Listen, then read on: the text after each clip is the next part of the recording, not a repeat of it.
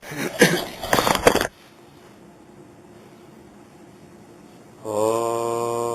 गणानां त्वा गणपतिं हवामहे कविं कवीनामुपमश्रवस्तमम् ज्येष्ठराजं ब्रह्मणां ब्रह्मणस्पत आनः शृण्वन्नोतिभिः ॐ श्रीमहागणाधिपतये नमः।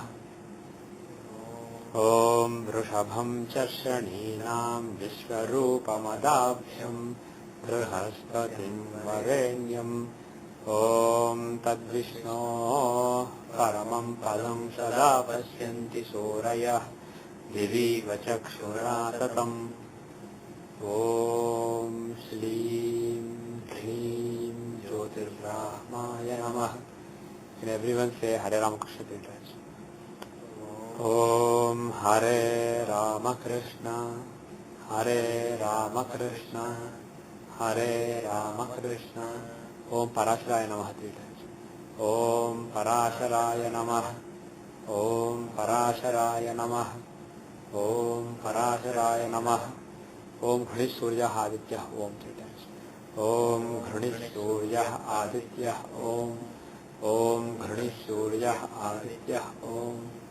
Om Ghanish Surya Aditya Om.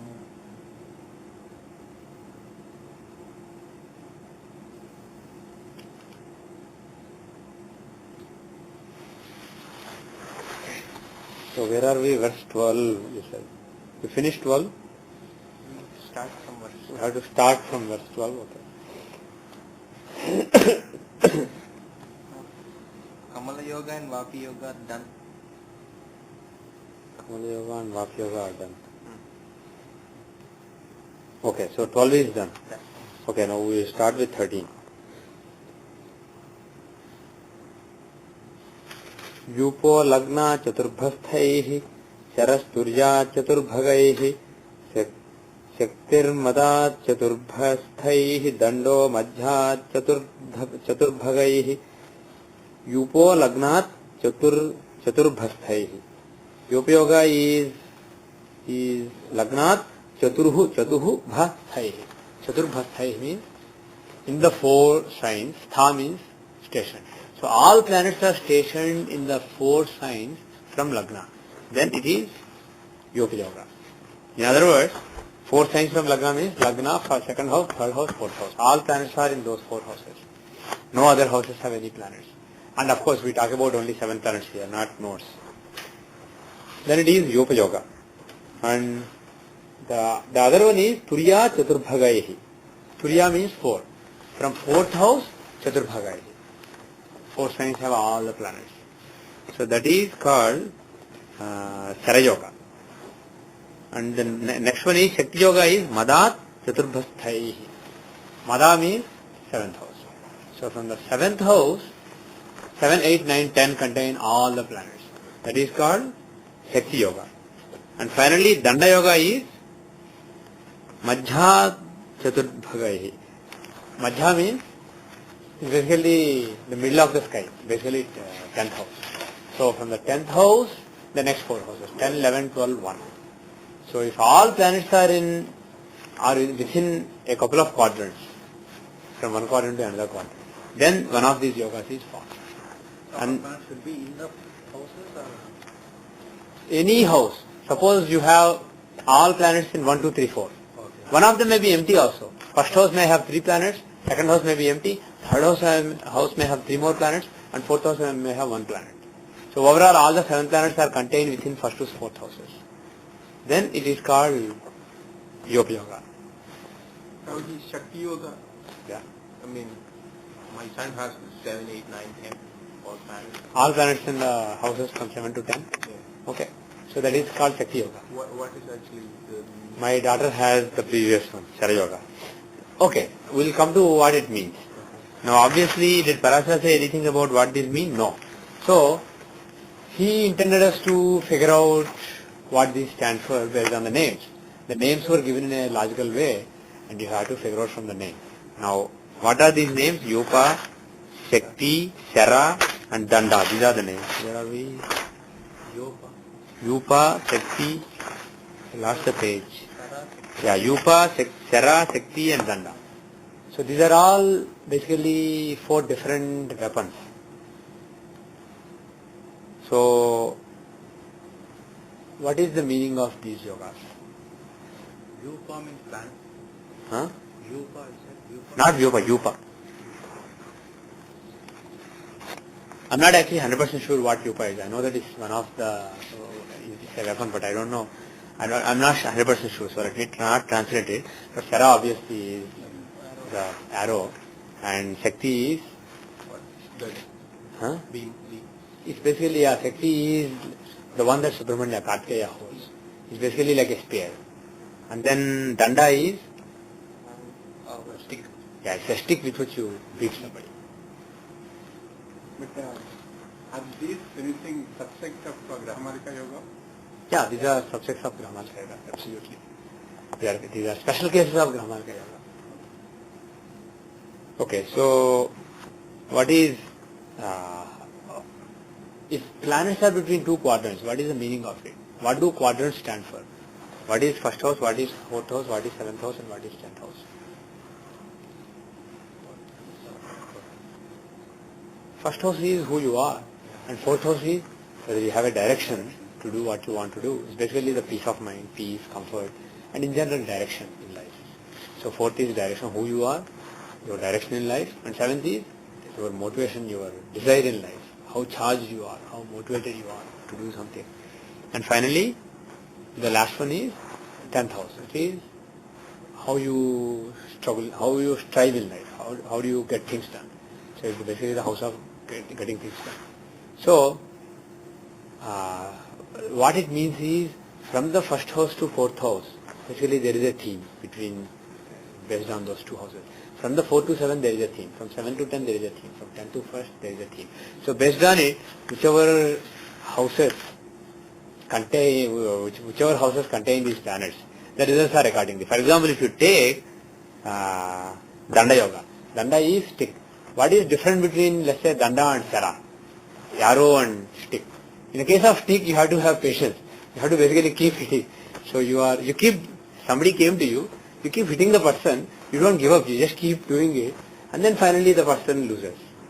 On the other hand, if it is Sera, what do you need? You don't need to keep hitting. You are at a distance. Probably you are isolated from the person. You are not even in front of the person. The person maybe doesn't even see you. Maybe you are on top of a building and somebody is 2 miles away and you just take aim and shoot the person or release the arrow. So it's a matter of having good aim, having focus. You are patient, you find the right time to hit, you get to the focus and then you hit it. And then it goes and hits it.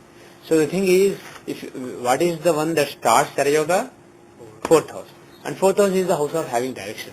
If you have good direction in life, basically, in all these yogas, because these are weapons, people basically get some important work done in all the yogas. But the thing is, in the case of Sera Yoga, so bottom line is the source of the 4 houses is the important one. That decides the essential result of the yoga.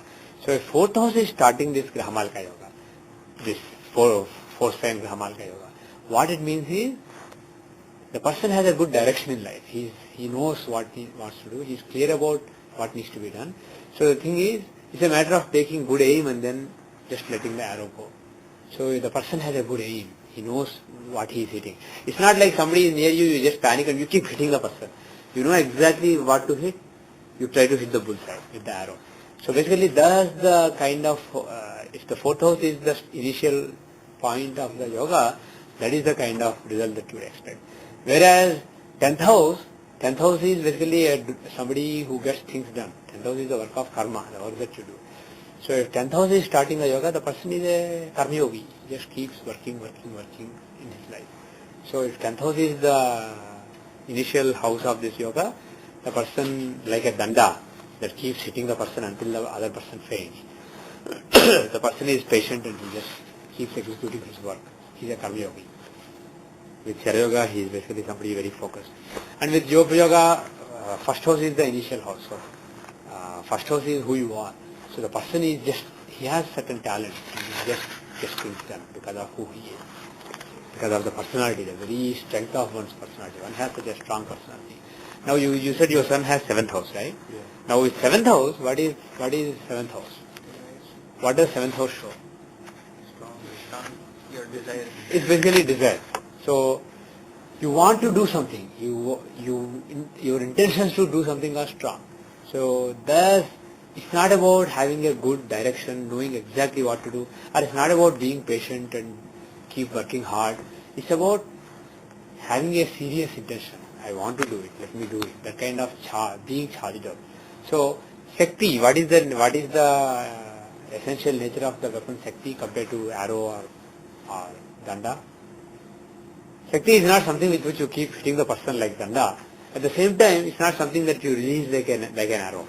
You can release like an arrow also.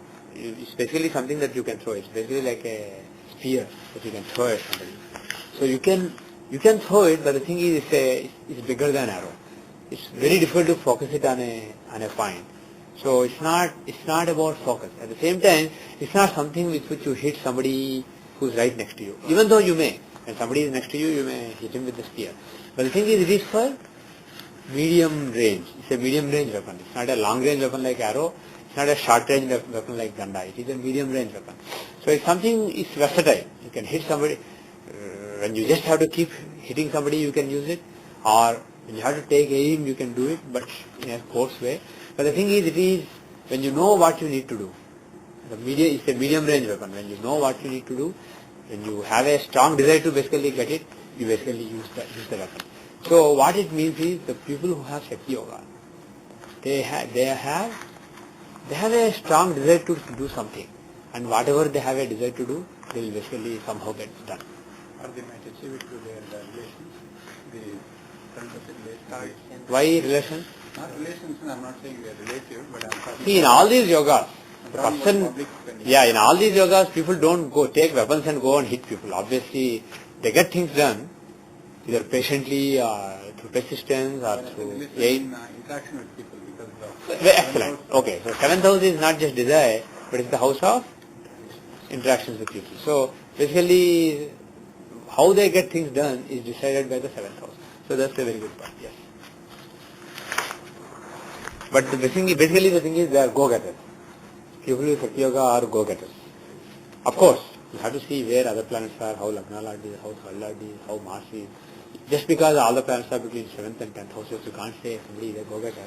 But by itself, what their combination says is somebody motivated by a strong desire and somebody who's a go-getter. The next verse is Lagna Saptama Gair Nauka Kootasturyacha Saptamaihi Kshatrakhya Saptama Devam Chapam Madhyadha Saptagaihi Lagna Saptamagair Nauka. Lagna Saptamagaihi Nauka. If all the planets go into the 7 from Lagna, meaning 7 houses from Lagna, then it's called Nauka Yoga. So all the planets are in Lagna, first house, second house, up to 7th house. So starting from Lagna up to 7 houses, all planets are contained there. Then the yoga is called. So the thing is, this is a superset of somebody has either Yoga Yoga or Shara Yoga. He will also have this yoga, Nauka Yoga. So this is a more generic yoga. But this yoga is more common compared to those yogas. Those are rarer. This yoga may be found in more charts. So if all the planets are in the 7 houses from Lagna, then it is Nauka Yoga. What is Nauka? Ship. Kootasturyacha Saptamayihi. Koota means gang or group. Group yoga or gang yoga from Turyacha Saptamayihi. Turyat from 4th house, Saptamayihi in 7 signs. So 7 signs starting from the 4th house has all the planets. Then it is Kota Yoga or the gang yoga, the combination of a gang. Then Kshatrakhya Saptama Devam. If all the planets are in the 7th, 8th, 9th, 10th, 11th, 12th, 1 houses, the 7 houses from the 7th house, then it is Kshatra Yoga. What is Kshatra? Umbrella. Kshatra means umbrella. Then the next one is Kshatrakhya Saptama Devam.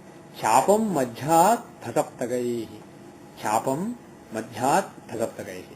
From the 10th house is Seven houses contain all the planets. It is called Chapa Yoga. What is Chapa? No, that's Telugu. In Telugu, Chapa means fish. That has nothing to do with the Sanskrit word Chapa. Chapa means an arc. Chapa literally means arc of a circle. It can also mean a bow, because bow looks like an arc of a circle, like in bow arrow. So it means either a bow or arc of a circle. Now, what do these yogas mean? Again, the yogas, if you see, these are all yogas of different kinds of grouping. What is Nauka? It's a ship. And what is Kuta? It's a gang of people. And what is umbrella? Umbrella is umbrella basically. Now the thing is, instead of just taking it as an object umbrella, you have to basically see what is the common theme in all this. The previous one, if you see, Yupa, Sara, Sekti and Ganga, there's a common theme. They are all weapons. So there has to be a common theme. It can't be just randomly say a pillar yoga, a bird yoga, a animal yoga. He won't randomly put. This is a one grouping. Planets from one Kendra to the next 7 houses. So there is a logic. So obviously there has to be some commonality.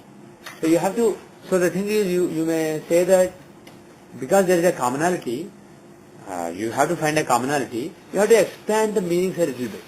You don't say Chapa means just a bow, that's it. A bow as in bow arrow. Maybe something else. You have to extend the meaning slightly. So extend the meaning of all the 4 and then find something common. Can you try that? I think Ship things have something to do can with protection. Uh-huh. Basically something that provides protection, because when it is Chakra Yoga, umbrella Yeah. basically gives you a protection. Shade. Yeah, umbrella gives you shade from sun, right? So similarly, arc or a bow also. And what does Nauka do? It protects you from sinking in the water. Yeah. So it basically keeps you afloat. Nauka doesn't necessarily mean somebody has ships or he owns a lot of ships. It is protection from water, protection from sinking in water. And Chakra is protection from sun, getting burned in sun. And what is Kuta yoga. huh? Kuta.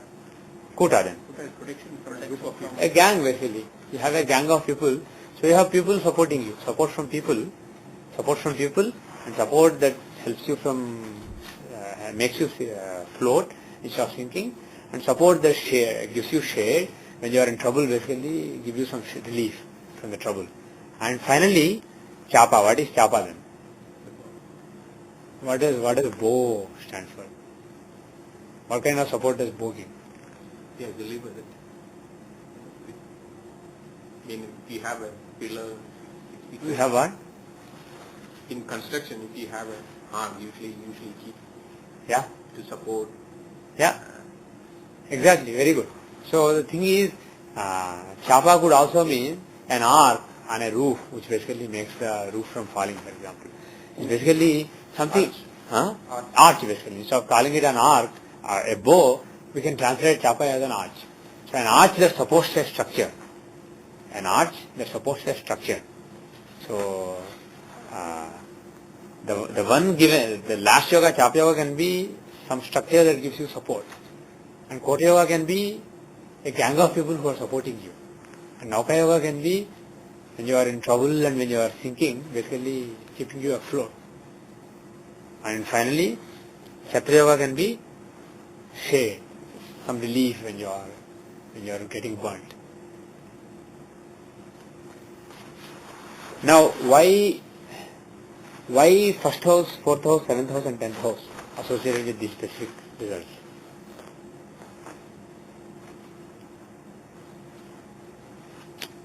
That's where the actions happen. That's where the real, in this world where we need to do things, something related to skills, or related to that happening in the world, the pillars. Yeah, okay. So first, 4th, 7th, 10th, these are the pillars. But the thing is, why? First is associated with the Nauka yoga, and 4th is associated with the Kota yoga, and so on. Why?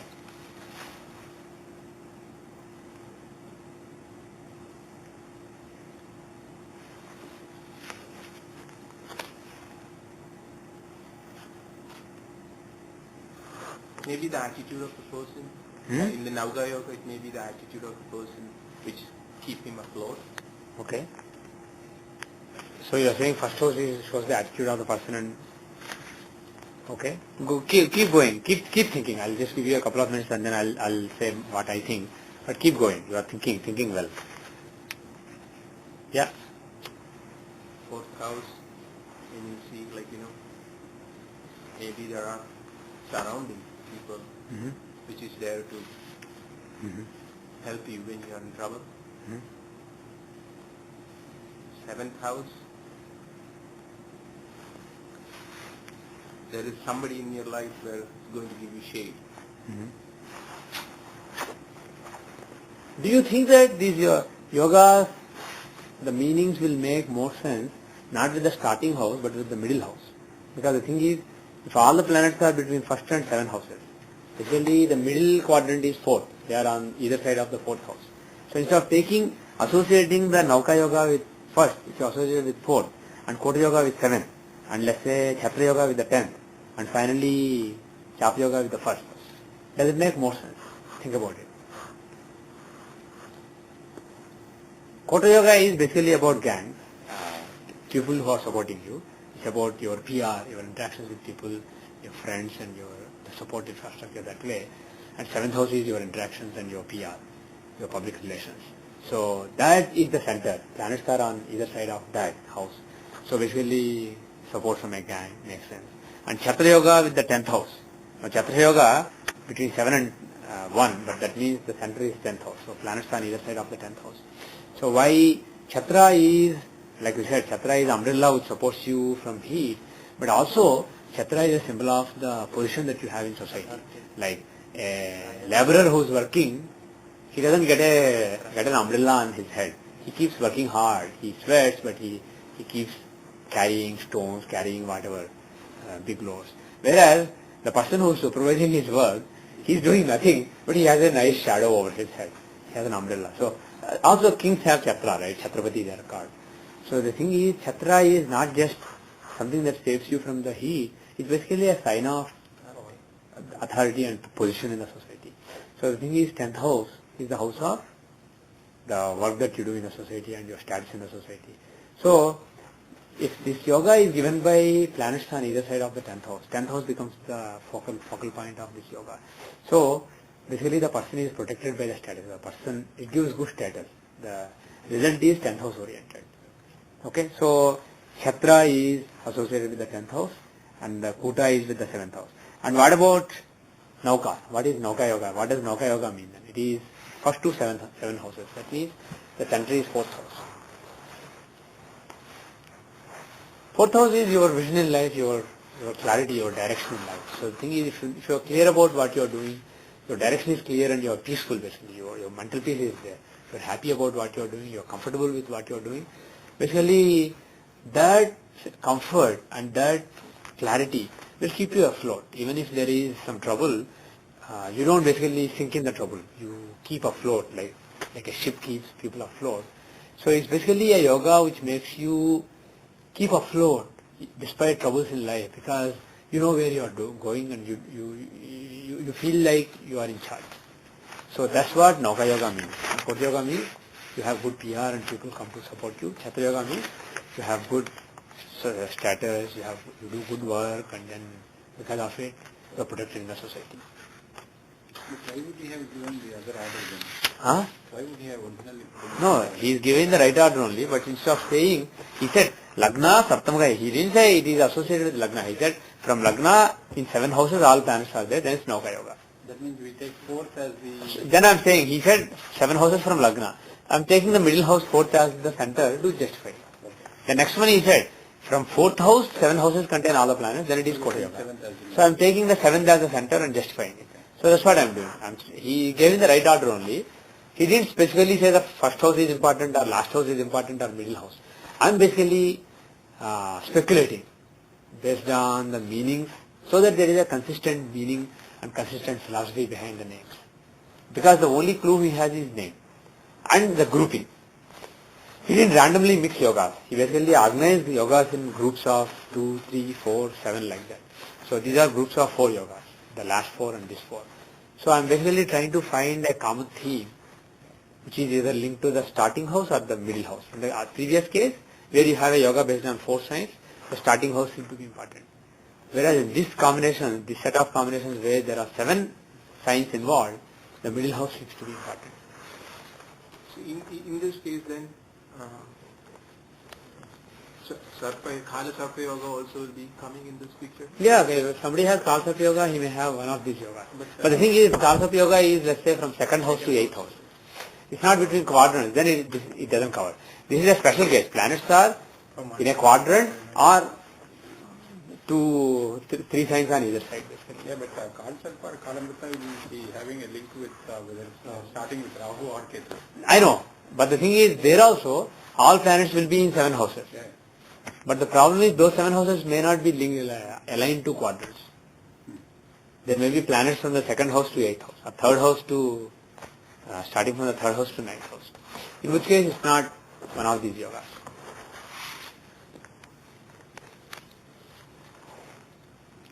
And the thing is, so Kalsarpa Yoga is not a subcase of this, and this is not a subcase of Kalsarpa Yoga because this doesn't involve Rahu Ketu. Even if we interpret that this involves Rahu Ketu may not be at the edges. They may be, actually, if this involves Rahu Ketu, they have to be at the edges. They can't be in the middle. But the thing is, these yogas are supposed to not involve Rahu Ketu. These are supposed to be only 7 planet yogas.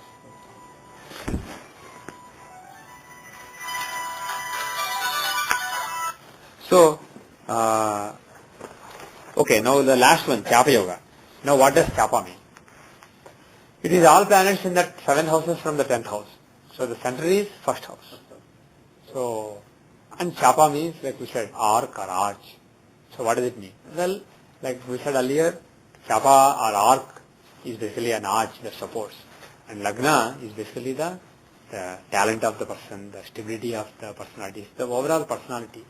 So, certain qualities that in the person which are supporting whatever is happening in life, basically the character of the person which is supporting whatever happens in life. That is the result of this yoga, Chapa Yoga. The next verse. Lagna dekantarasthaischya षड्भगैश्चक्रमुच्यते लग्नादेकान्तरस्थैश्च षड्भगैश्चक्रमुच्यते धनादेकान्तरस्थैस्तु समुद्रः षड्ग्रहाश्रितैः. Okay. Chakrayoga and Samudra Yoga. Lagnat ekantarasthaischya. Interesting.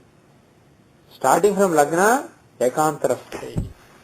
Ekantara means eka antara. One difference. In one different signs, which means alternating signs.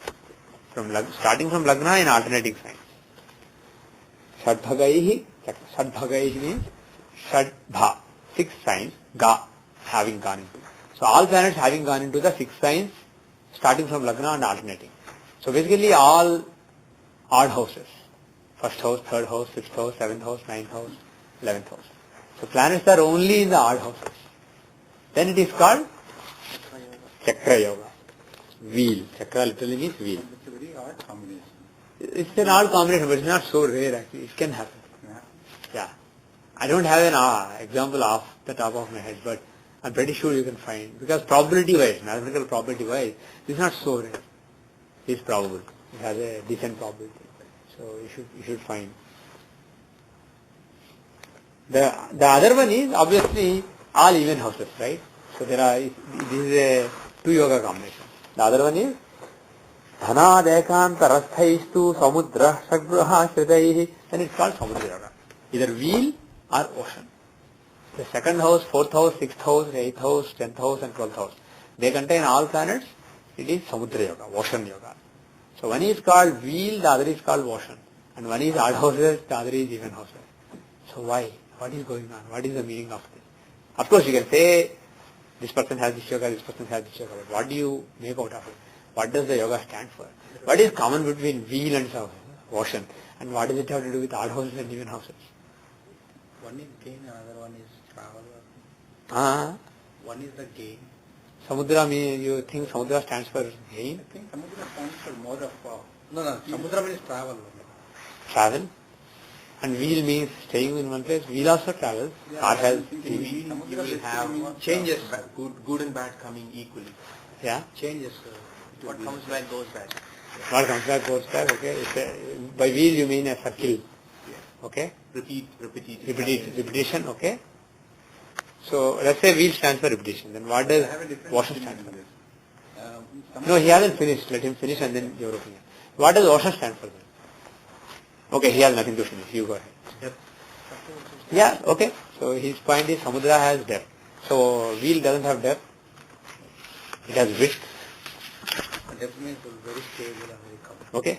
So wheel keeps rolling, whereas Samudra is Calm. stable. Calm. Is it really calm? You should go to water and see. You should look at all the waves. Anyway, but it is kind of stable. I think Samudra possibly has something to do with Saumya Guna or more like a calmness or maybe I know it could be aggressive. Okay. But wheel possibly is more aggressive than a Samudra in terms of aggression or the calmness of the person maybe. Wheel is more aggressive than Samudra. If a wheel comes on you, not much will happen. If ocean, if tsunami comes on you, so many people die. So it's not really, I mean, you can't really say that ocean is Shanta. Of course, ocean can be aggressive, like in tsunami. So many tens of thousands of people die. It's like up and down. Yeah. Look at an ocean. Ocean goes up and down. Wheel also goes up and down, but it's not up and down. It's basically, it goes in circle. But the thing is, what does it have to do with, okay, so there is something, some nice commonality or difference that you have found. The thing is, what does it have to do with odd house and even house? I thought in different way because I thought with the last house, since he covered Uh-huh. 11th and 12th, the 11th house of gain means they come and go Yeah. kind of like you lose and gain or something. Uh-huh. Then 12th house of travel, that's what I thought Samudra is involved. Okay, so that's it. Now you're speaking. Now the thing is, in this combination where there are planets in alternating houses, obviously there will be one house. When that happens, there will be one house which governs, which is important for the results, like the first house or 11th house or the one in the middle. Basically there are 6 houses, so there is no middle house basically. You have 1, 3, 5, 7, 9, 11. So it is either 1 or 11. In the other case it is 2, 4, 6, 8, 10, 12. So it is either 2 or 12. So one of them basically is the key. When you find this kind of pattern, the result has to be associated with one of those. Now from that angle, what do wheel and ocean stand for? Wheel will never go out of the sea, so you will be in the. What? You will never cross continents. Uh-huh. Sea means then you will go across land. You leave your own place and you will go somewhere else. Okay. So your take is that wheel yoga is basically a yoga for staying where you are born. And you will be traveling in your own place. Okay, a lot of travel but not necessarily long travel. Yeah. And you think that ocean shows a lot of travel, away, long distance travel. That's a valid viewpoint. But the thing is, whether something so fundamental will have to do something about something specific like traveling is questionable. It is a tenable interpretation. The bottom line is, I also don't know the perfect answer. We are speculating here. Only if you have. When you said about travel, maybe then Yeah. so What else? What else can you think of? Akram and Samudra, wheel and ocean. Generally, is when you refer to Samudra, you look at knowledge as a vast ocean and Yeah. chakra as Kala chakra or something which returns back. Yeah. So once you start with 1 and you end up with 11, means you are looking at the Lavasthana, you would have to come back in the same cycle of pleasant as well. When you're dealing with houses like 2 and 12, which finally shows you emancipation and knowledge. Does 2 show emancipation? Okay, 12 shows. 12 shows that. Yeah. You're ending up there. So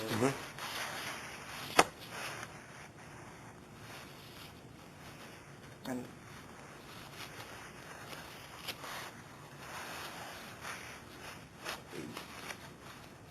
one shows it's a repetitive pattern that's happening. Okay. And the other one basically shows you never know what you're going to get from a sound.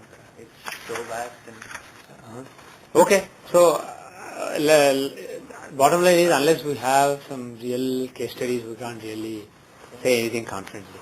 One possibility is that because one combination we saw where the initial house was determining the result, Another combination where the middle house was determining the result. So it is possible that in this combination, the last house will determine the result. So you have planets starting from 1st to 11th, in the other case 2nd to 12th. So you can say that 11th and 12th house will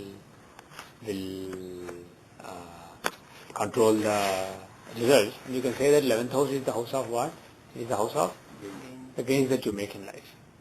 So the focus of life is making gains. But the thing with gains is, you can never just keep gaining. Once you gain, you basically invest and then you gain more. It's basically a cycle of wanting more and getting more, wanting more and getting more. Whereas 12th house, Samudra, ocean, is very vast like you said. And ocean symbolizes vastness and completeness. And it symbolizes also it's a great giver. Ocean has so much wealth under it of different kinds. So ocean is a great giver. So the focus is magnanimity basically. The ocean is magnanimous. So the focus is on magnanimity. 12th house is the house of giving. So and everything culminates in it. Yeah, everything this yoga culminates in the 12th house. So one possible take is that this yoga is to be, these two yogas should be judged from the culmination house. And in one case, it's a matter, one is in the cycle of, one is basically materially successful and keeps gaining, and one is in the cycle. In the other one is basically a magnanimous giver. Or you can say the even ones are going to be the person is more spiritual and the other is more materialistic. Yeah. Spiritual or not, let's not go there. Again, we are being too specific. Instead, somebody who is a big giver and somebody who just keeps running after more and more. More and more. So, Wheel Yoga is running after more and more because 11th house is the culmination, and Samudra Yoga is being a magnanimous giver. You may get a lot of money, but you may also spend and give others. You may help others. So, magnanimity is the key, like Samudra. Okay, we'll stop here. So, we are on verse 15. We'll go to examples. So we have to start from 16. So remember that for the next class. We'll start recording. So from this class onwards, what we are going to do is, just like I am doing on the list, the Yahoo groups, we'll switch to Surya Siddhanta. I'll make a release of the software soon. I'm basically comparing some fine calculations with Sri Vinay Jha. So it will take a little more time, but we'll soon release it. So you will also be able to replicate these calculations. But before I do that, I want to create a little body of knowledge before I release the software. So, just to give a background to those who missed all these things, Surya Siddhanta, the background is this. It's just a calculation. Surya Siddhanta is not new astrology. We are still using the same astrology that we used before, except that the planetary calculations are based on Sri Surya Siddhanta. It's an analytical model. Sri Surya Siddhanta is an analytical model, and in the old days, that's what people used. For example, at the Varahamihira's time, Varahamihira spoke very highly about Surya Siddhanta. So, presumably he used Surya Siddhanta for his calculations of where planets are in the sky. So it is just about calculation? It's basically a planetary calculation model. But the thing is, if you calculate using Surya Siddhanta, you will see that the positions you get are slightly off compared to the physical positions. They are not exactly at the physical position. They may be off by a couple of degrees, and sometimes even off by 7-8 degrees. So, but the thing is, that is at this point of time. If you go back like 3000 years, for example, then the Surya Siddhanta positions and the physical positions are actually considerably different. They are not even nearby. So, one speculation that modern astrologers in the last century made is that Surya Siddhanta was just an approximate model that people using telescopes, they came up with formulas and then so that you can calculate. And these are just like NASA made observations, except that NASA did not come up with any formulas. NASA just plotted things and they gave you the curve and then you extrapolate it. That's what all the ephemeris today do.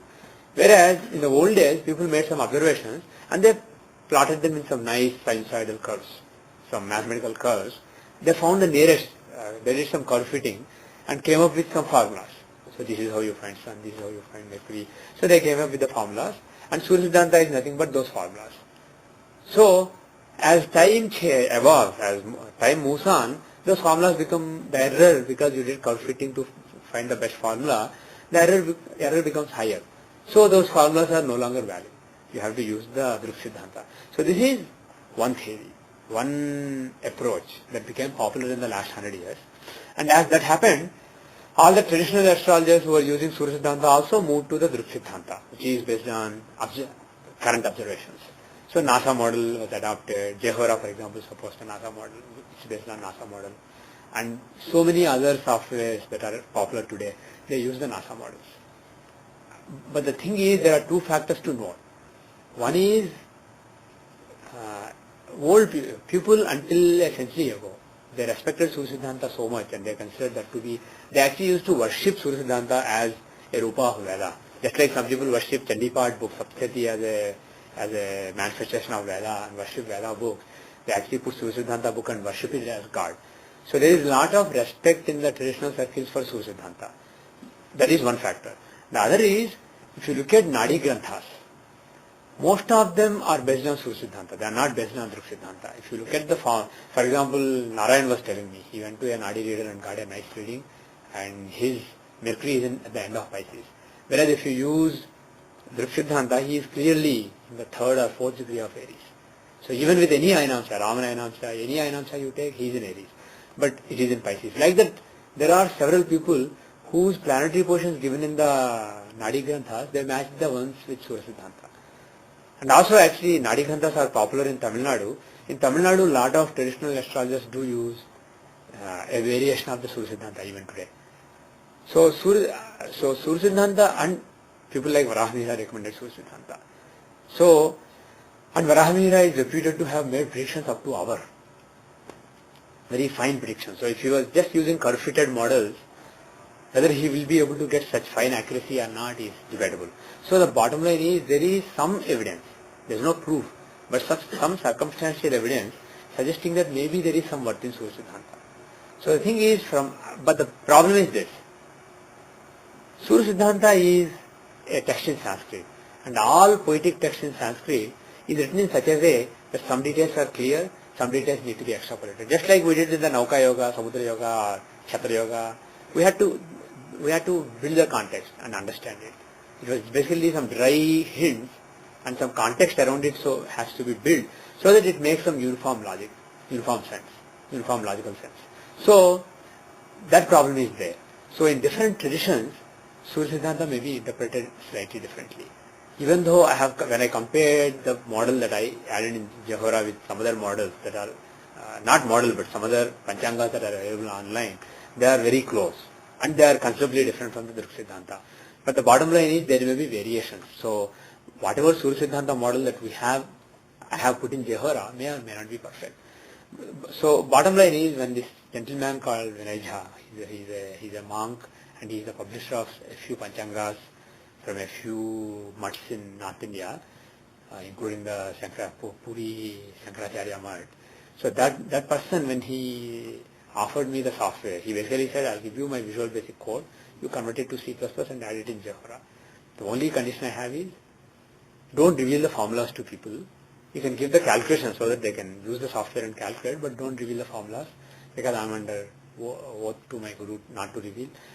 Certain preconditions have to be met before I can release the formulas. So keep the formula secret, keep the code secret, but you can give the executable to people. So at that time I approached it very skeptically, because I was happy with the Dhruv Siddhanta. And moreover, this is a big paradigm change.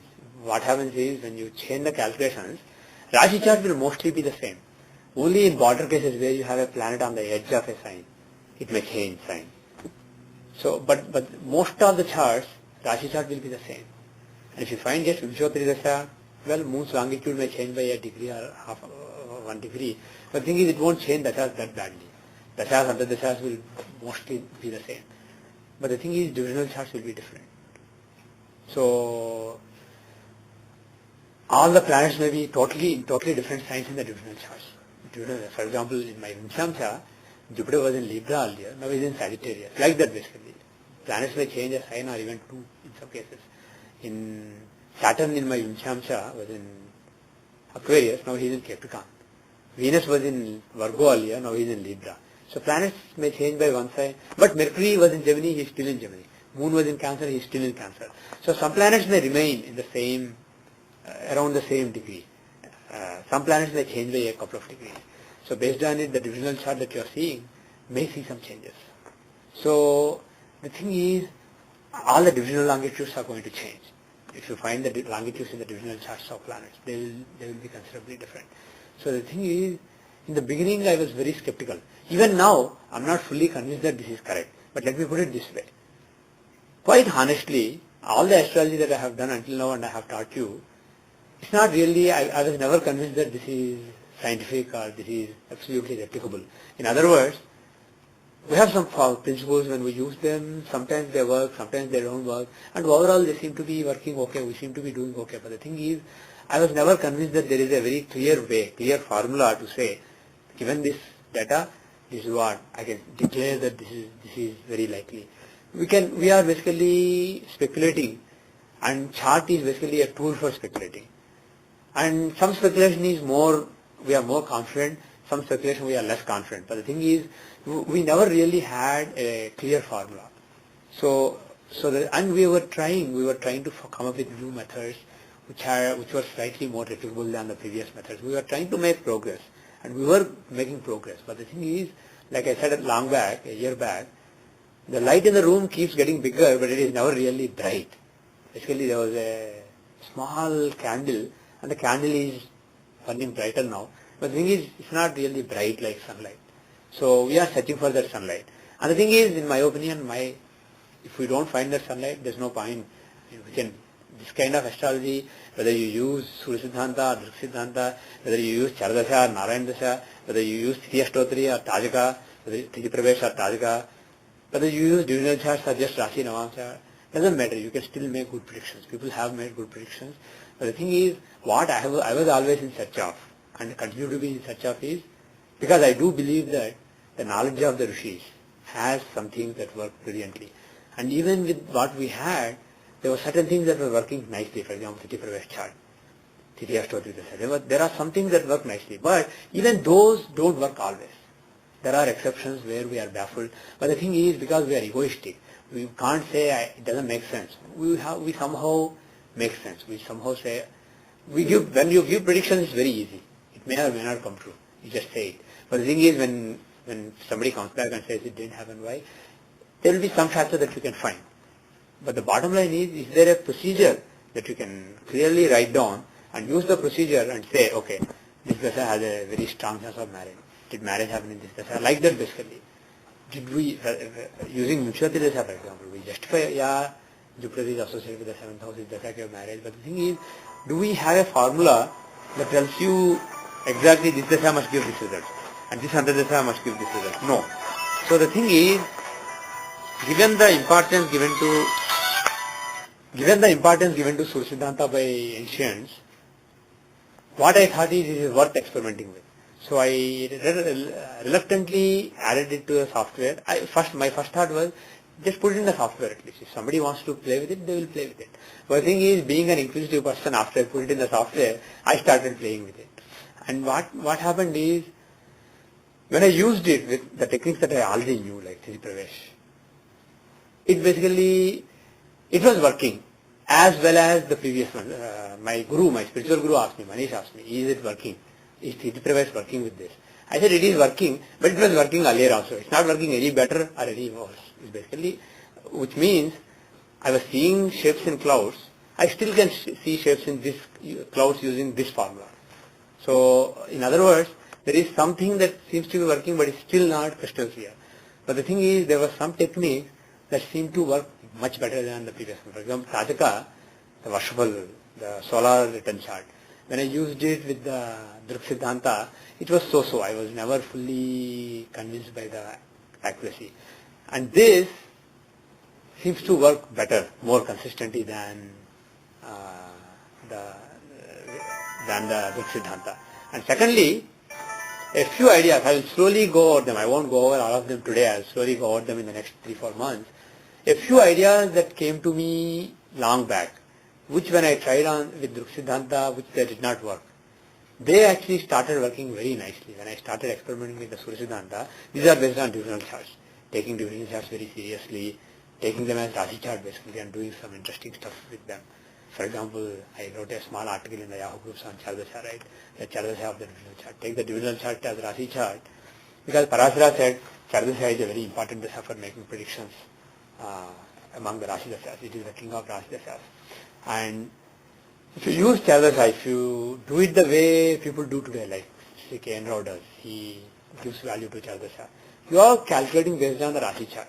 All that decides the dasha is which sign is occupied by Lagna and the 9 planets. So as long as that is fixed, Chardasha is fixed. And how you interpret it?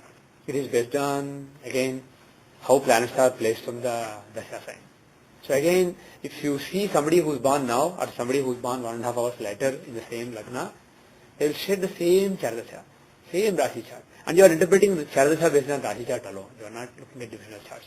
So, if you use Chardasha as taught by K. N. Rao or anybody, you will get the same readings for people born 1.5 hours apart. He gives he waxes eloquent about why Rajiv Gandhi became Prime Minister in this dasha. But the thing is, there are so many people born in the same Lagna, they did not become Prime Minister. They may not have even had success in career.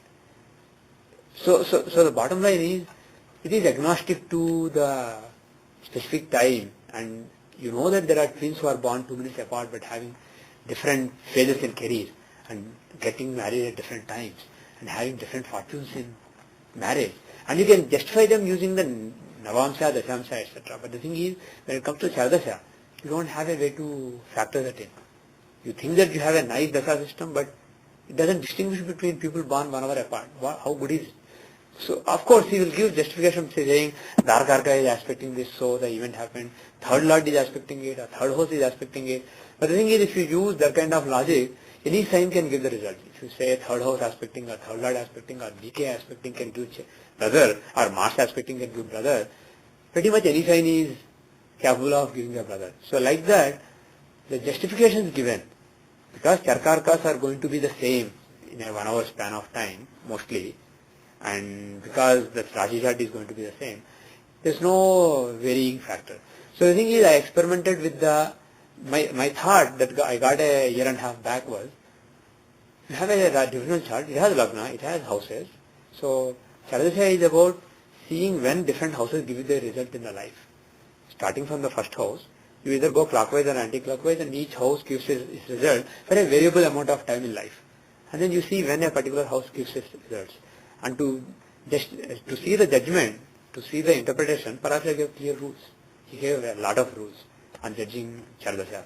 He did not say this is only for Rashi chart.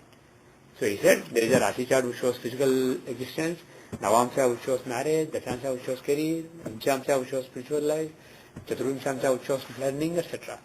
So he gave all these charts to exist.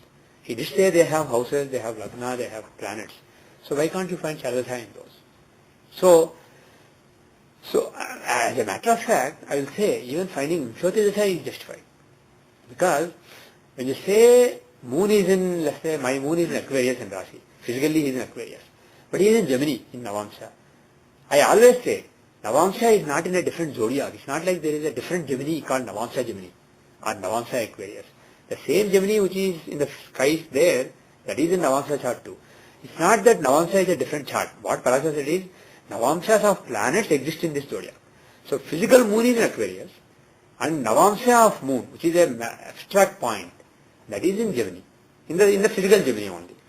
Similarly, Dashamsha of moon, for example, if you take my chart, Dashamsha of moon is in Scorpio. So Dashamsha of moon is in physical Scorpio. So you have only one physical zodiac. And planets that you plot, normally when you say Rashi chart, you plot physical planets. When you plot Navamsha chart, you are plotting the Navamsha planets. When you plot Dashamsha chart, you are planning the Dashamshas of planets. So you basically have Sun, Moon, Mars, Mercury, etc. Navamsha of Sun, Navamsha of Moon, Navamsha of Mars, etc. Dashamsha of Sun, Dashamsha of Moon, Dashamsha of Mars, etc. All these plotted in the same zodiac. So you can have one master chart also.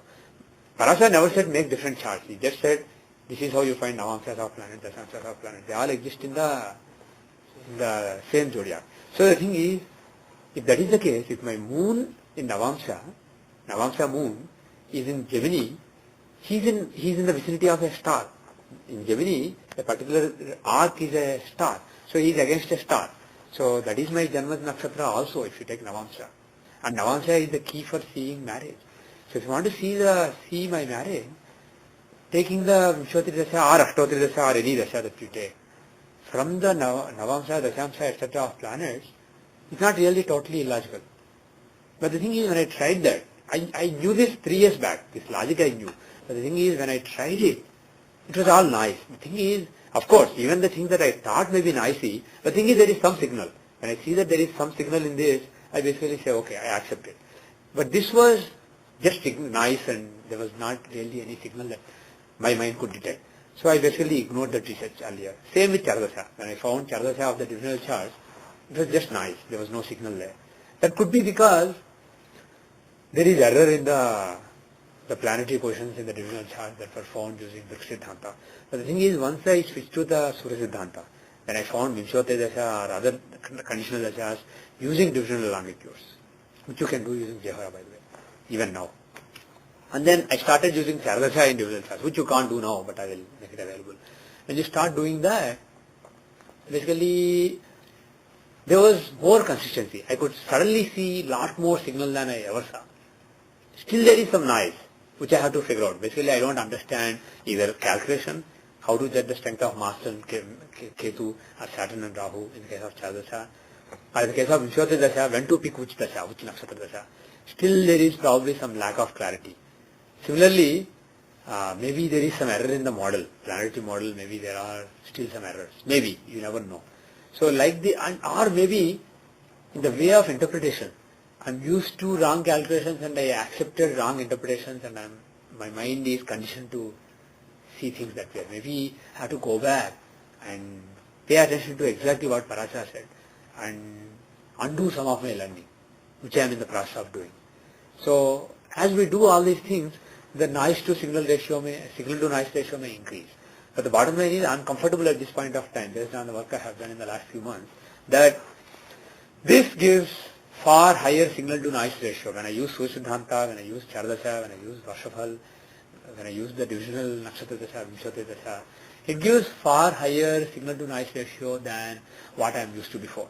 So the thing is, people may say anything they want to say about me. They may say he's gone crazy. I don't really give a damn. I'm not here to impress anybody. I'll just do my job, I'll go. At the end, if there is work, and if it is destined to be followed, it will be followed. If it is destined to be lost in the pages of history, it will be. I don't give a damn either way. So, I basically concluded that this is worthwhile. I'm switching to this. So, I basically switched to it. So, once I switch to it, obviously, the class will be switching to it. The thing is, you personally, in the class, will be using that. But you personally, what you should do is, you should experiment. And like I said, as far as interpretation, how do you interpret things? There may be still some details that need to be unlearned and relearned. So the thing is, this may evolve over the next couple of years. But the thing is, based on whatever I understand, whatever I have seen to work with the Surya Siddhanta model, I'll be using the Surya Siddhanta model in the class from now onwards. Okay? Are you going to make them the default in the software? No. Why? I'm asking. I'm not thinking of making it default because there will be a lot of confusion. Quite honestly, my firm belief is in the next few years people will not be following this. People will experiment and say, it doesn't work. Because they are used to certain logic. They'll say, okay, when I got married, what was the Dasha? Oh, this. Okay, no. Basically they will try a few things like that and they'll just move on. So my gut feeling is most people will not actually end up using this. Maybe after 10 years, after 20 years, people may start using it. But the thing is, I don't think time has come for people to actually start experimenting because some more work is needed for people to embrace Surya Siddhanta on a large scale. I think Vriksha Siddhanta is here to stay for a while. So I won't make it default, but I'll make it available. There will be one menu item which you can click and say, and whatever you need to basically use Surya Siddhanta Ainamsha, you need to use Surya Siddhanta for planetary calculations. When you do those two, you basically get this model. So there will be one menu item that you can do to get this. Are you given the flexibility to find out, for example, if to consider Navamsa chart as my Rasi chart and get the Vimshote out of it? Yeah. Even now you can do that. Yeah. If you go. if you go to Dashas, right? Yeah, I'll What is the question? Use Navamsa to get... taking the Navamsa chart or Dashamsa chart as the Rashi chart and find Vimshatri Dasha in it. Basically, like I said, my moon is in Purabhadra Nakshatra in Aquarius, but thing is, he is in Gemini. If you use the Navamsa, my moon is in Gemini. 1 second, I'll show you. Yeah, right. But that is available even today. So my moon is in Punarvasu. If you use the Navamsa chart.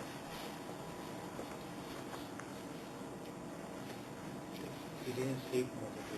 Hmm? The moon is in Gemini. Yeah.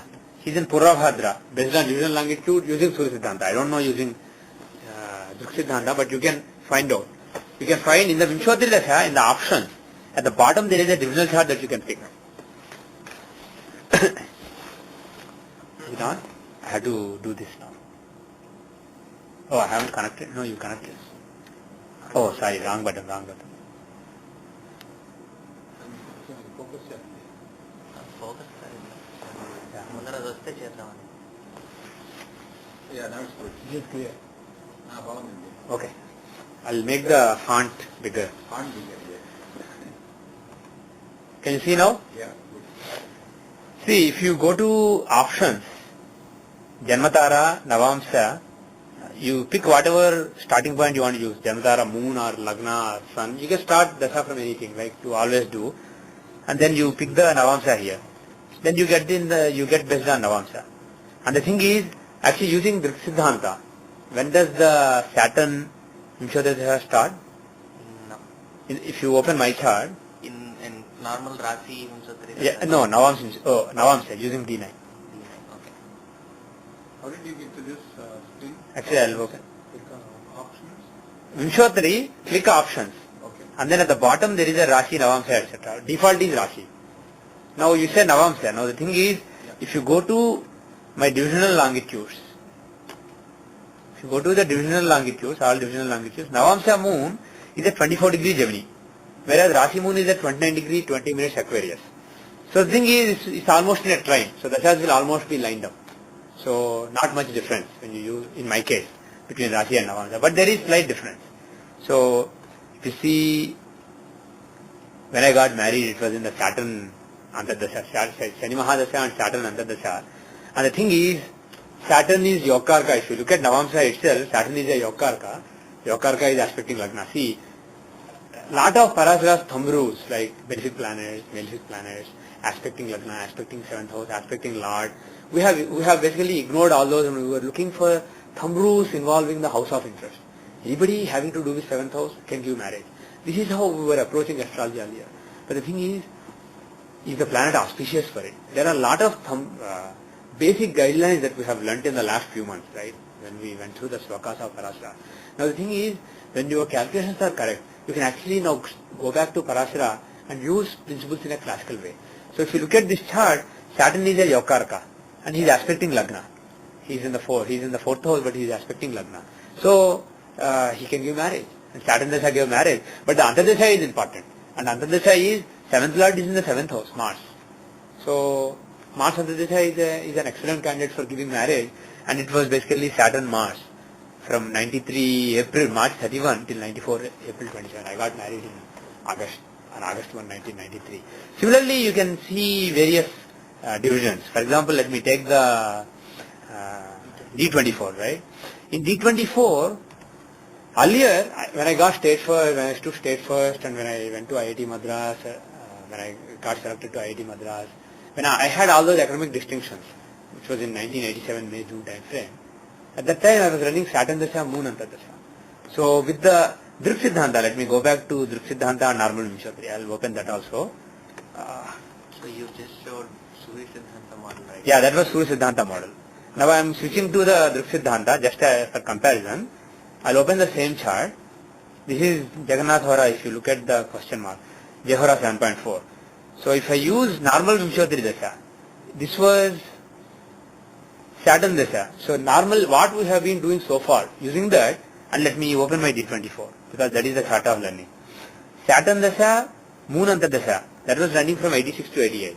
So I got state first. And you can say Moon is in Lagna, Lagna is fame, so he gave fame. But the thing is, he is second lord. It's not really like a great benefit. It doesn't show great distinction. Something totally different from what you're saying. Yeah. Are you using? I'm using Jagannath Hainamsa. Even with Lahiri, you will get the same. Are you using Lahiri Hainamsa? But this is Vimsotri T24 or Vimsotri? Vimsotri. Normal Vimsotri. Yeah, normal Vimsotri. Okay. I'm using so 19. So you have not changed to D9 to regular. You are still in Rashi Vimsotri. No, yeah, Rashi Vimsotri. That's what we've been using until now, right? So Saturn Dasha gave the Saturn moon gave the economic distinction. We basically said, well, Saturn he's in the third house.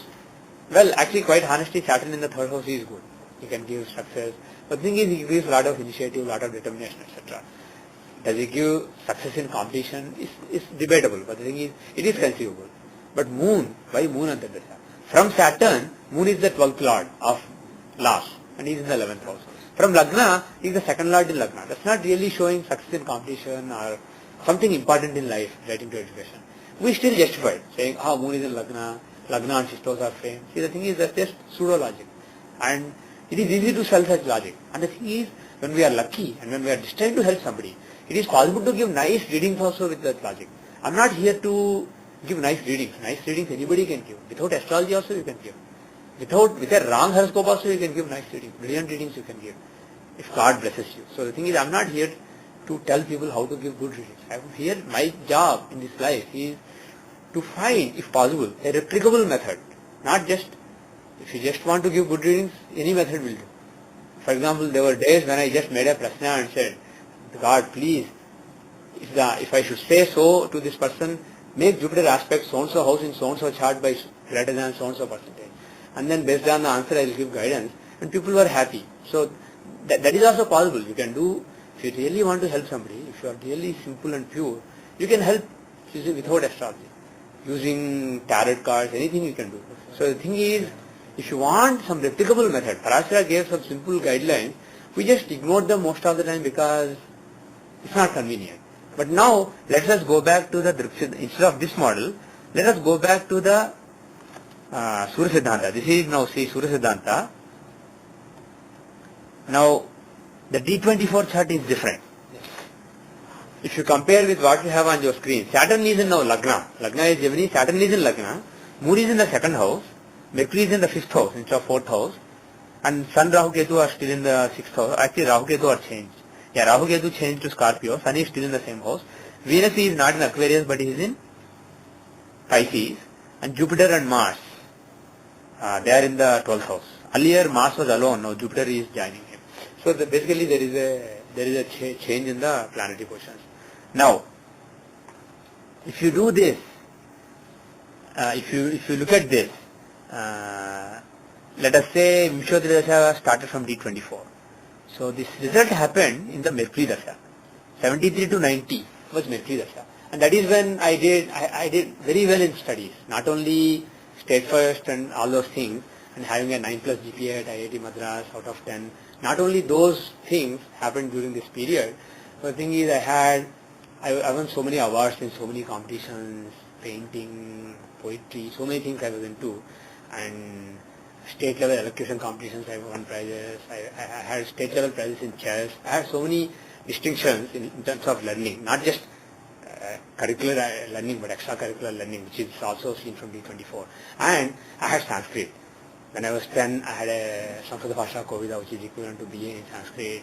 When I was 11, I had a Bhasha Visharada with distinction, the 80+%. So I had all these academic distinctions. And if you look at this now, Mercury Dasha was running. And Mercury is the Lagna Lord in the 5th house.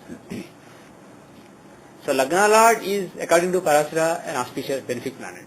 And in the 5th house, when Lagna Lord is in trine, he gives success and fame. So he gives excellent learning, good scholarship. So during this entire Dasha, basically starting from the age of 5, I was learning something or the other. Even when I was 3 years old, I could recite more than 100 different Sanskrit slokas when I was 3 years old. So as soon as Mercury Dasha started, I started learning. So the thing is, and if you look at the actual distinction, the state first. Even though he is Surya Siddhartha. Pardon me? Yeah. So anyway, let's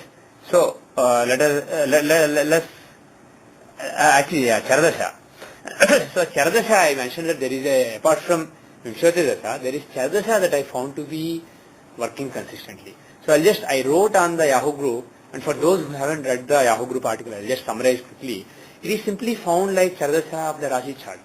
But the thing is, I don't use Kendrov's method, I use Parashar's method, which is very similar, but there are some differences in seeing the strength of Mars and Ketu, Saturn and Rahu, and exaltation and debilitation. I add 1 year and subtract 1 year. Kendrov doesn't do that. He basically ignores Parashara's clear directive, because in his mind, if Jupiter is in Capricorn, Sagittarius Dasha will be 0 years. It makes no sense to him. So he said, no subtraction and addition of 1 year. But I do those things. And one more thing I am doing is I am taking Scorpio and Taurus as the exaltation and debilitation of Ketu and Rahu. So instead of Sagittarius and Gemini. This was arrived at empirically based on examples. So that could be suspect. So these are the differences. Otherwise, but in any case, there is Charadasha of Parasa available in Jehora today, but for only Rashi chart. All I did is extended it to the divisional chart. Treat the divisional chart as though it is Rashi chart. So if you see my D24, for example, if you take the D24 chart and take the Rahu and Mars are taken to be stronger, and I think Rahu and Mars, yeah, they are stronger than Saturn and Ketu. So we'll accept that. So if you do this, 87 April to 96 April, the Dasha that was running was Pisces. So let's not go into Antardasha at this point of time. Pisces Dasha gave academic distinction. And the thing is, Pisces is it's basically, it has exalted fifth lord.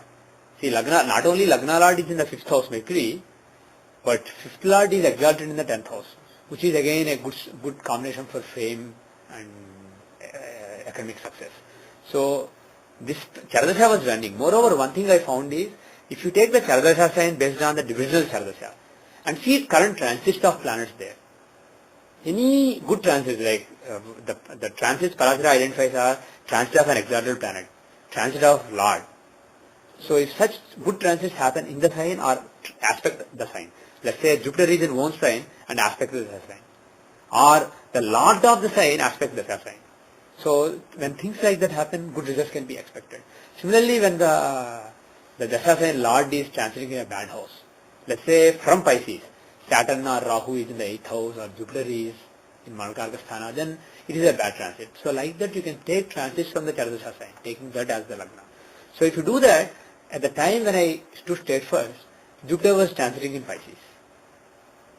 So Jupiter's transit in Pisces, when Pisces Dasha was running, which contains exalted fifth lord in the natal T24, gave academic distinction. At the same time, based on the Vimshoti Dasha, the Mercury Dasha was running. Let's say, let me take the Charadasha of Navamsha. If I take Charadasha of Navamsha, it was Scorpio Dasha that gave marriage. 90 to 2000 was Scorpio Dasha. It starts from Taurus and goes backwards. So Scorpio Dasha gave my marriage. And why Scorpio Dasha? Well, 7th house containing 7th lord. Simple. As simple as that. And secondly, the other lord is in the 5th house. Basically, if you use Parashara's classical guidelines, planets placed in trines are, they have access to the Purpunya of the person. So they use that Purpunya for the houses that they own. So 7th lord is in the house of Purpunya, so he gives marriage. I got suddenly married. It wasn't planned, and suddenly I found a nice woman and I got married. Nice girl and I got married. Very quickly it happened.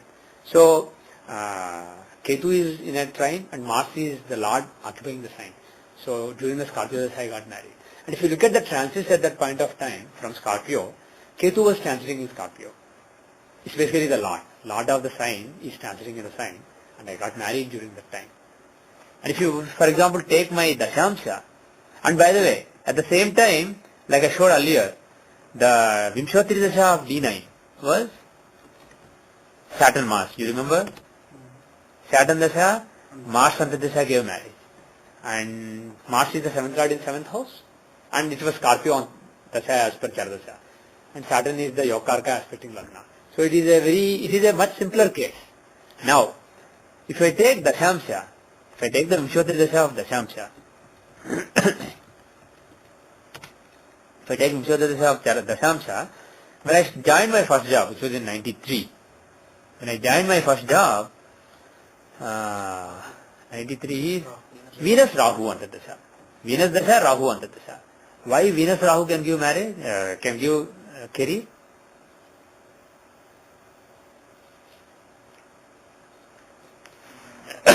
Well, strictly going by Parashara's principles, Venus is a functional benefit. For Virgo Lagna, Venus is a functional benefit. And he is in the 11th house of gains. So if he is a well-placed functional benefit. So he will give very good results relating to career. So he is auspicious. So career can start in his period. And why Rahu Dasha started the career? Pardon me? 6th house is the house of service. And he is the lord of that house. And is his placement good? Well, for 6th lord, 12th house placement is a good placement. He is basically giving Viprit Rajoga. For 6th lord, he is in enemy's house, exactly. He is in enemy's house, but he is in a, he is a temporary friend. If you look from Rahu, Sun is in the 10th house, so he is a temporary friend. So a permanent enemy, but a temporary friend. So overall he is a neutral. So he is a neutral house, and he is giving Viprit Rajoga. Basically, if he is a quadrant lord, being in quadrant or trine would have been good. He is a Dusthana lord, so being in Dusthana is quite good. So Rahu is basically well placed, and being the 6th house lord, he is quite capable of giving giving career, starting the career. Generally, career starting, we look at 5th house. Right.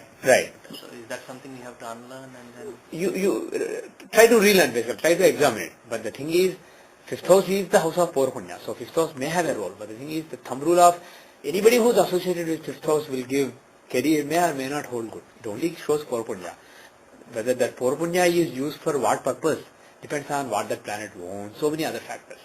So the thing is, we have been, instead of identifying the exact reason and say, this is the reason, we've been basically being very approximate.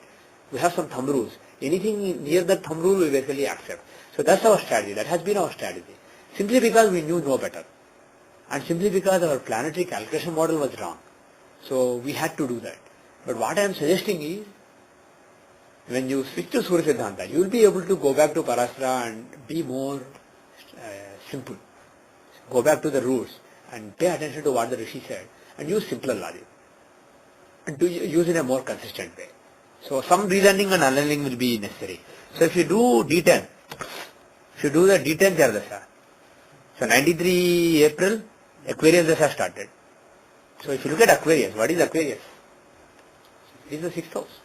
So 6th house Dasha started and then Keri started. And if you look at the transits on that day, it was December 10, 1993. Time is not relevant. You will see that there are 5 planets in Scorpio. So taking Aquarius Dasha sign as Lagna, 10th house has so many planets, including the 10th Lord. Mars is in one sign there. So 10th house containing 10th Lord along with so many other Lords, basically the transit triggered it. In the same Chardasha, different transits may trigger different events. Similarly, if you see go back to my Dashamsha Chardasha, if you see, not this, here, yeah. See, if you see, this is the Dasha when my career started. Aries Dasha was very unstable, 2000 to 2008. I was working at Picturetel, then I went to, I left Picturetel, went to a startup, and then the startup basically after 1 year they folded, they laid off everybody. Then I went to another startup, I worked from home for a startup in Atlanta, and then after 9 months I switched to another startup. Then after 9 months I found my current job. I started working for another startup which was acquired by Broadcom. So basically how many jobs? Picturetel, Poseidon, Aura, 5 jobs. I worked in 5 different jobs during this period, 2000 to 2008. During this 8-year period, I had 5 different jobs. And since then I've been in the same job, of course. Since 2004 actually. All these changes were from 2000 to 2004. And from 2004 I've been in the same job for 6 years. So, within 4 years, so many jobs. Now the thing is, Aries, if you see, it is the 8th house. Aries is the 8th house. So it shows lot of instability. But the thing is, how is Mars placed? He's in Adhivitra Rashi. Yes. Right? Mars is in an Adhivitra Rashi. He's in a friend's house and Jupiter is close by, so he's an Adhivitra. So the 8th Lord, he's basically in a quadrant from the 8th house. From the 8th house taking of change as Lagna. He's in the house of fortune. And he's in an Adhivitra Rashi. So overall there was no big fall kind of thing. But it was a lot of instability. 8th house does show instability. Either big fall or instability. Lot of changes. Can we see the Vimsotri at the same time? Please? Yeah, we can do Vimshatri at the same time. Based on the Shamsya, right? So it was Venus Dasha that was running. The Venus Dasha was running and the Antardasha was that of Mercury. Now the thing is, but if you want to see that from Mercury, the thing is he is afflicted by Mandi Gudika and by the 12th Lord Sun, so he can give some fall. But the thing is, quite honestly, if you want to see it from Antardasha, it may or may not be visible because that losing the job, that particular, though I had a lot of changes, those were all basically initiated by me. There was only one where I was laid off. So that is an important event. But the thing is, if you want to see the layoff, I was laid off on August 12 and August 25 or so I basically accepted another offer and September 1st I started another job. So the thing is, it's basically a few weeks. And during that time I was getting the unemployment benefit also for a couple of weeks. So it was basically like I wasn't really, so Mercury Antardasha may not be able to show it. But the thing is, if you go to the Pratyantardasha, you may be able to see it. But I'll basically leave it for now. But if you go to Charadasha and transit again, I think it was August 12, 2002, I got laid off. So Aries Dasha was running, and if you look at the transits from Aries at that time, is there any combination of for getting laid off from Aries?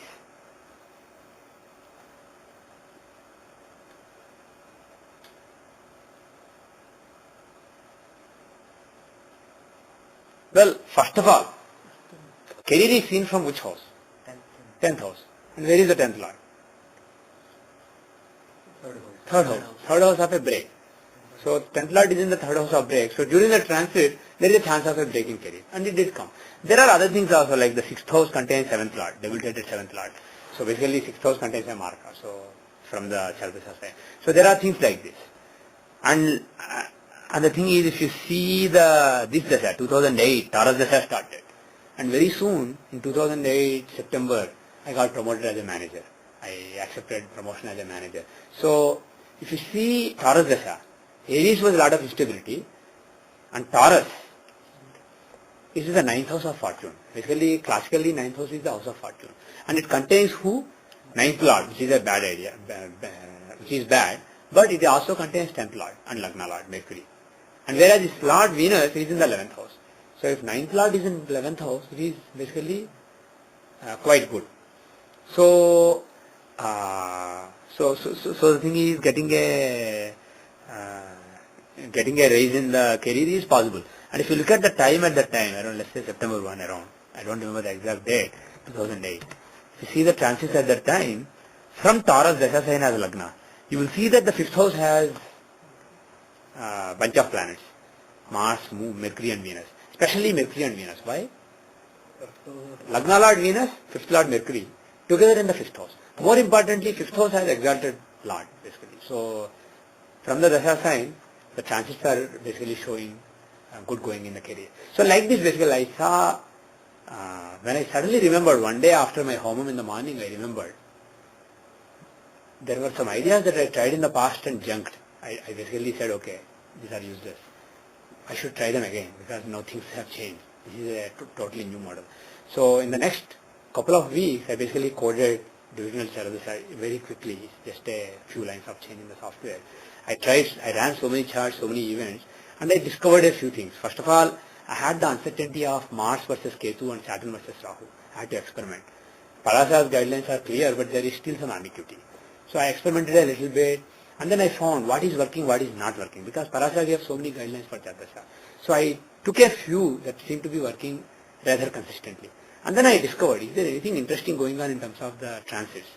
And then I found that taking the Jyothishya sign as Lagna, because Parasara hinted at that. From Jyothishya sign, planets in so-and-so house is good, like that he gave hints. And he never said this is in the natal chart alone. This could be in the Dashapravesh chart as well as in the transit chart. So I basically experimented, applied Parasara's guidelines to Gochara, to the transits from the Jyothishya sign, and I found interesting results. But the thing is, there were some cases where Jyothishya didn't seem to work consistently. And the thing is, now, bottom line is, astrologers can always justify. See, whatever I have said so far, right, it is very simple, right? But the thing is, there will be examples where you will not find simple logic.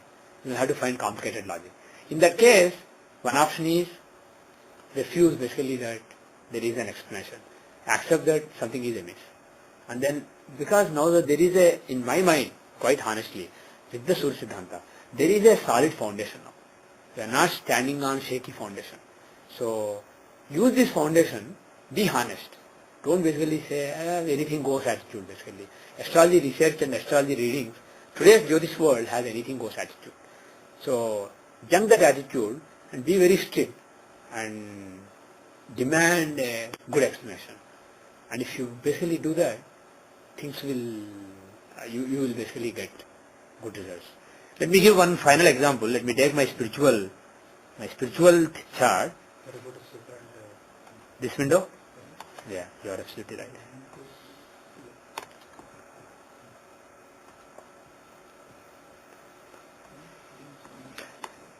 So let me take the chart of spiritual progress. So the thing is, I was spiritual from childhood. I was doing so many pujas, etc. From 94 January, I was doing this Lakshmi Ashtotram 108 times every Friday. Basically 108 names Stotra 108 times. Like that, basically several prayers, several slokas, several austerities I was used to doing, like every month, Satyanarayan Vratam, which takes a few hours. So like that I was doing, but the thing is, in 2004, my spiritual guru contacted me saying, you are doing so many pujas, but you are not experiencing anything. Your time has come to awaken your Kundalini. And in 2004, June, July time frame, he contacted me, and I took him easy for a long time. And there was a particular sadhana he wanted me to do, simply reading Gayatri, doing Gayatri Japam, but with a still body, absolutely not moving.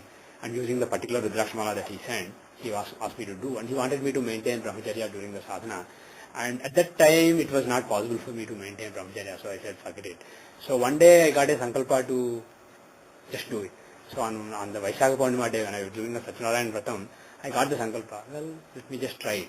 So I tried it, and I think on the 18th day or so, I experienced something. It was a very profound experience. It was basically awakening and rise of the Kundalini. And let's not actually go into the descriptions, etc., which you can see in the Vedic Dash Wisdom Yahoo group to some extent. So this was in 2005, June. So my awakening, which basically changed. Until then, I clung on to so many things. I valued what people thought about me. If people said bad things about me on a Yahoo group, I was sensitive. I was like, why are they saying this about me? Like that I was thinking. Now I don't give a damn. People say Narasimha is this or that. If I think that it is hampering my dharma, I have certain thing to do before I leave this body. So if it is hampering my dharma, whatever I need to do, I do unemotionally. I do impassionately. But the thing is, I don't really, what people say about me doesn't matter to me. The way I look at everything, because I know that this is just a game, it is just a drama. You may go to a room, engage in a drama for an hour and then go out of the room. So it is, this life that we are living is exactly like that. And the thing is, when I say it intellectually, for you to understand it intellectually and to follow it is very difficult, because the belief won't be there, conviction. But when you have seen, when you go out of the drama room and see the reality and then come back to the drama room, you know that this is actually a drama room. So whatever script is given to you, you read the lines, you don't basically care too much about it. Earlier you take this so seriously, you are like, I have to say this? No, this line doesn't make sense. Or that guy says this about me, I don't like it. Like that you are fighting with the director. And the thing is, you are not the director. Director is up there. The director has written the script. So you are basically, instead of just doing your role, you are wasting so much energy fighting the director to change the story because you don't like the story. And you don't write the story, somebody else writes it. So the thing is, once you know for a fact that this is just a drama and you are just playing a role, you don't really care. You just, whatever script is given to you, you just read the script, you just say the dialogues and then you just move on. So this event was the single most important event in my life, spiritually. So that was 2005. Okay. So this was in Venus Dasha, Jupiter Antardasha. Venus Dasha, Jupiter Antardasha. This is the one that gave the spiritual awakening. Now the thing is, as far as Venus is concerned, simply going by classical rules, Venus is the Lagna Lord. And he is in Mulatrikona. I know he is in the 6th house, but he is the Lagna Lord, he is in Mulatrikona. So he is a functional, he is a benefic basically.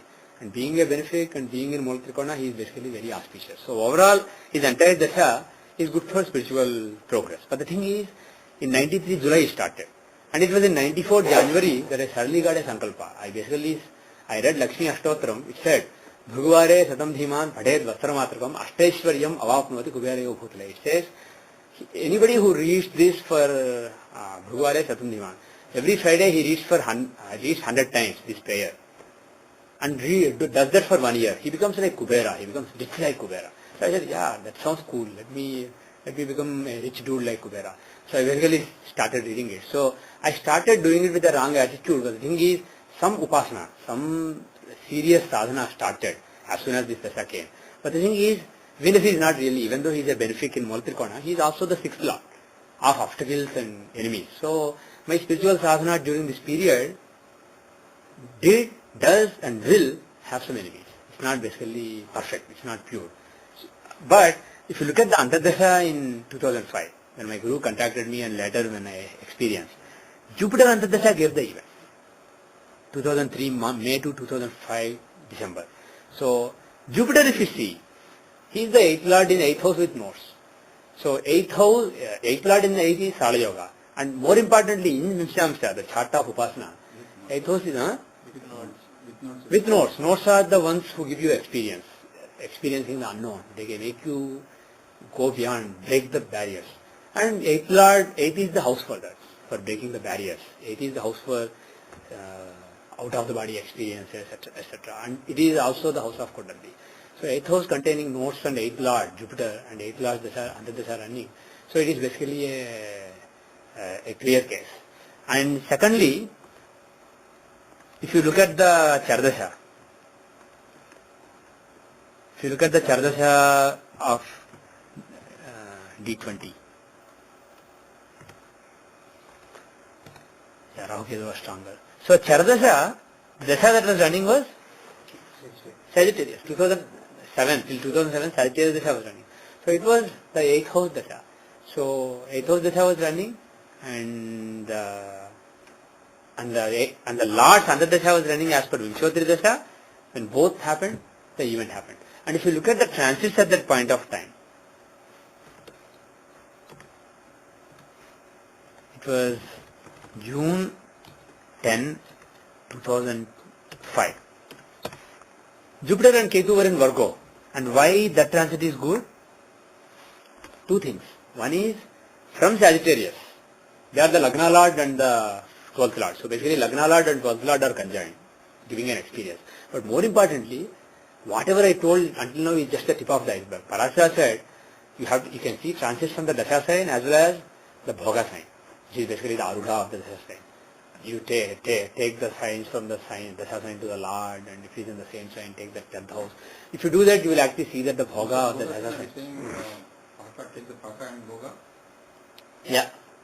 So if you do that, you will see that it is in Virgo. The sign is the Sagittarius, Lord is in Sagittarius. Because it is the same house, you take the 10th from there. So you basically get Virgo. So the Bhoga Rashi has Jupiter and Ketu transiting in it. And they happen to be the Lord of the Dasha sign and the 12th house from it. And secondly, you can also see transits, just like you see from Chardasha, you can also see transits from the Dasha Lord of Vimshottari. So Venus was the Dasha Lord, and he is in Libra. So in the 12th house from him, you have a bunch of planets. So like this basically. You see, same for marriage. If you see marriage, right? At the time of marriage, my Dasha was Saturn Dasha. Saturn is in Leo. If you take the 7th from there, Aquarius, Saturn was in Aquarius when I got married. So basically 7th Lord transiting in the 7th from Vimshottari Dasha. And from Chardasha, Scorpio was the Dasha, Lagna Lord in Lagna. So like this basically there are multiple transits from multiple differences which trigger an event. And multiple dashas, when they are conducive, events basically are triggered. It's basically, and now let me show you also Tajika. Let's say, as per Tajika, let's say 2005 first, the spiritual thing, the Vashafal. If you take the Vashafal, in the Vinshamsha chart, Gemini rises now. And the thing is, because Vashafal requires exact time when sun comes to the same degree. Basically, sun changes very fast. So, even if you are off by, let's say, 1 arc minute, how long will sun take to go 1 arc minute? It is basically 60th of a day. So, 60th of a 1 ghadiya, 24 minutes. So, you will be off by 24 minutes. So, if your accuracy of sun's calculation is off by 1 arc minute, your time of Varsha Pravesh, the Varshafal chart, Tajika chart, will be off by 24 minutes. That will change your Dashamsha, not only Dashamsha, everything basically. Your Dashamsha Lagna will change by 2 signs, or maybe even 3 in some cases. So the thing is, sun has to be very accurate.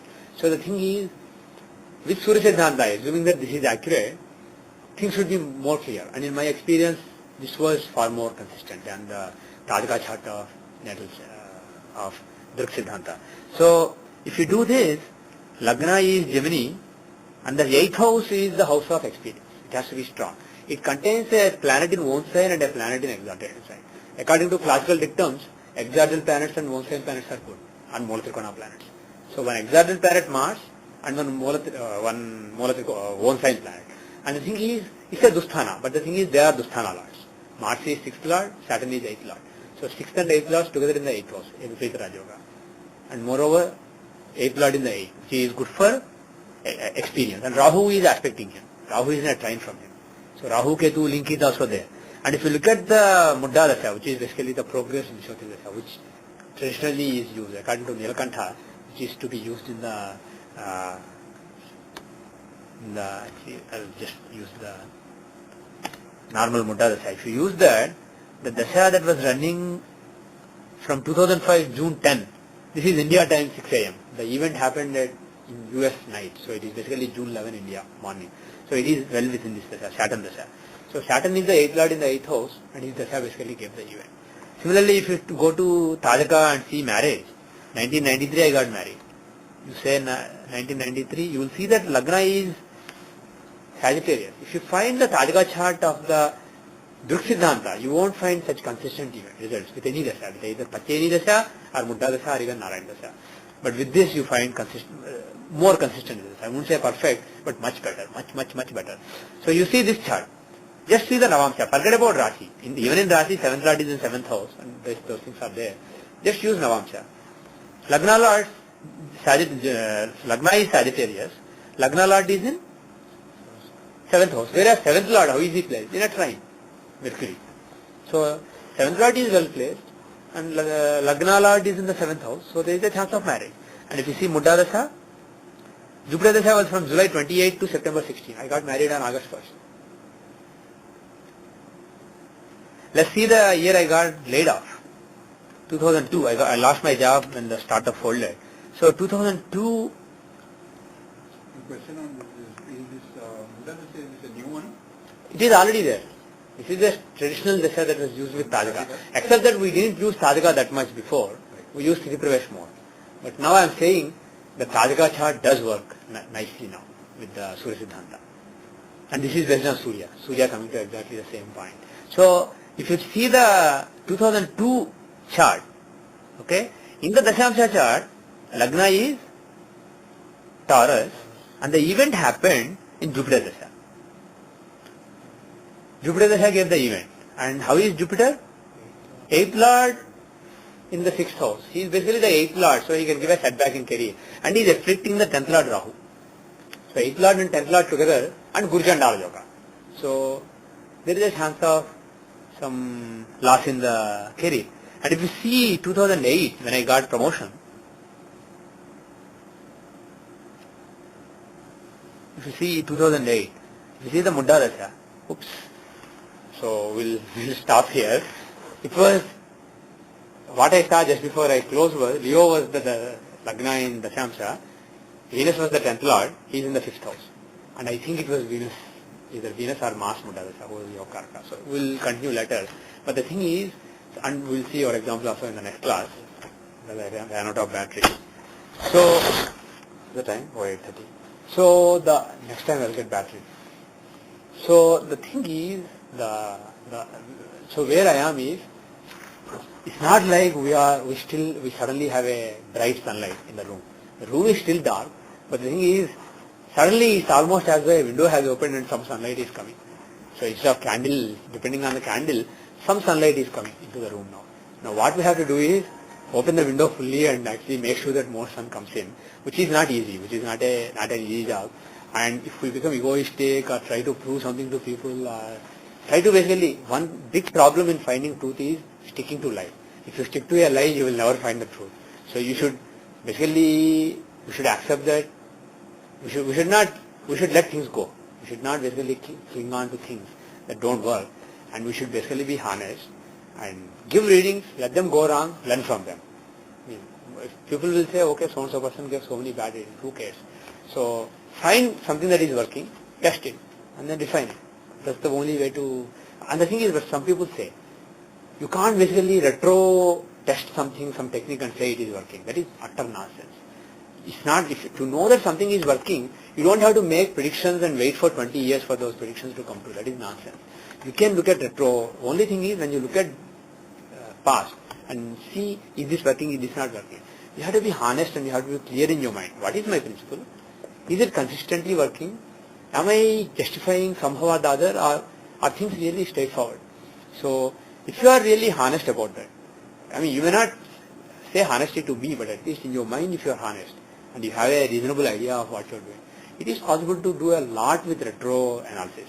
So it's not that retro analysis is useless. So collect data, keep the data, test it with a lot of examples, and use various techniques, like so many techniques that we were exposed to earlier.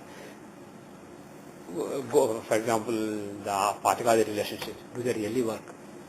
And how do you judge a house?